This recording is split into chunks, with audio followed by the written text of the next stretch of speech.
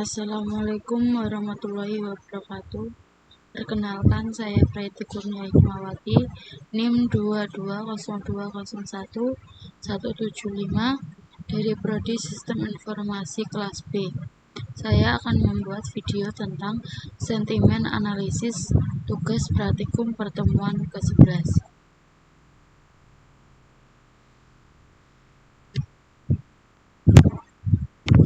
Sentimen analisis adalah salah satu teknik dalam Natural Language Processing atau NLP yang digunakan untuk menganalisis dan mengklasifikasikan emosi, opini, atau sikap seseorang terhadap suatu topik, produk, atau layanan berdasarkan teks.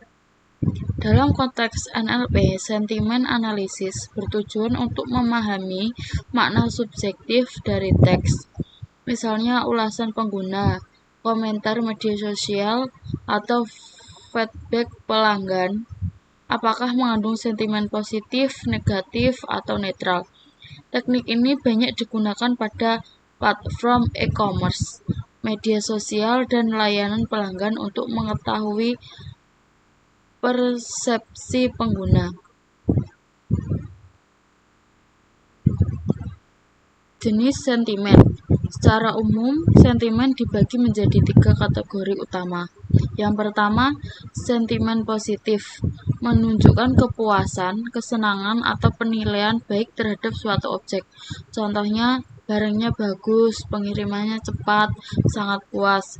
Yang kedua, sentimen negatif, menunjukkan kekecewaan, ketidakpuasan, atau kritik. Contohnya, barang rusak, pengiriman lama, sangat mengecewakan. Yang ketiga, sentimen netral, tidak menunjukkan emosi positif maupun negatif, hanya bersifat informatif. Contohnya, barang sudah diterima hari ini. Kemudian, analisis sentimen ulasan pengguna. Contohnya, Shopee. Berikut contoh analisis sentimen terhadap beberapa ulasan pengguna di Shopee. Yang pertama, barangnya bagus dan sesuai deskripsi, positif. Yang kedua, pengiriman lama dan barang tidak sesuai, negatif. Yang ketiga, produk sudah diterima, netral. Yang keempat, harga murah, kualitas bagus, recommended, positif. Kemudian, barang rusak saat diterima, negatif.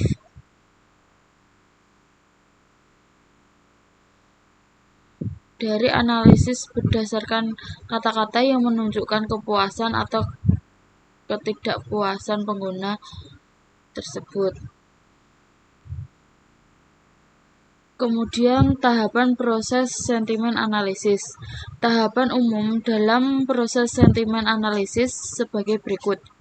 Yang pertama, data collection, mengumpulkan data teks, misalnya ulasan pengguna dari Shopee. Yang kedua, pre-processing text, case folding, atau mengubah huruf menjadi lowercase. Tokenize, atau memecah teks menjadi kata. Stopword, removal, menghapus kata tidak penting seperti dan yang. Stemming, mengubah kata ke bentuk dasar.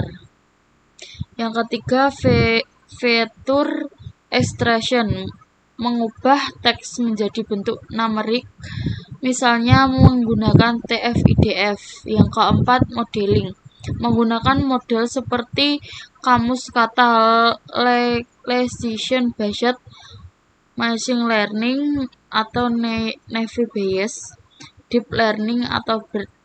Yang terakhir, prediction atau output, model akan menghasilkan label sentimen positif, negatif, atau netral.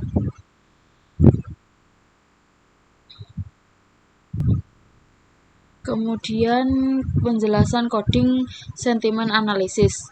Pada contoh ini digunakan Python dengan metode sederhana menggunakan TF-IDF dan naive Bayes. Alasan memilih metode ini mudah dipahami, cocok untuk pemula, dapat dijalankan di Google Colab. Kemudian, demonstrasi coding sentimen analisis. Kemudian saya sudah mempunyai codingannya.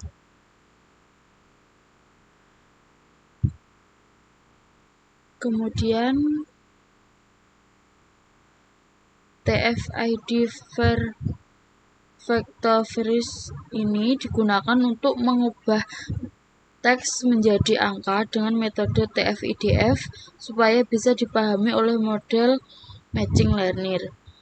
Kemudian multinomial merupakan algoritma Naive Bayes yang cocok untuk data teks dan sering dipakai pada klasifikasi sentimen. Kemudian ini adalah data teks ulasan pelanggan. Setiap kalimat mewakili satu ulasan. Kemudian ini label adalah kelas sentimen dari setiap ulasan.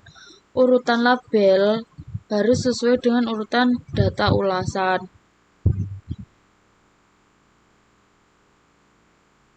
Contohnya barang bagus dan pengiriman cepat positif, barang rusak dan mengecewakan negatif. Kemudian TF-IDF ini membuat objek. Terus feed transfer merupakan mempelajari kata-kata penting dari data. Transfer mengubah teks menjadi matriks, menjadi angka.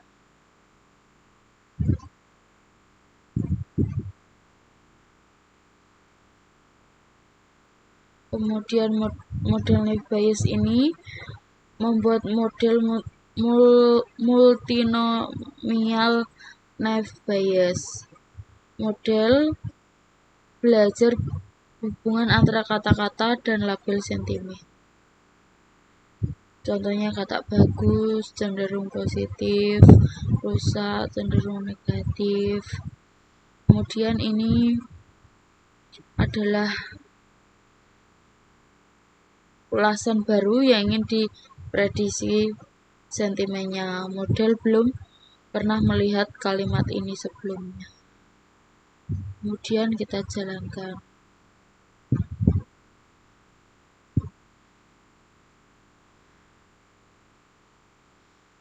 Hasilnya seperti ini.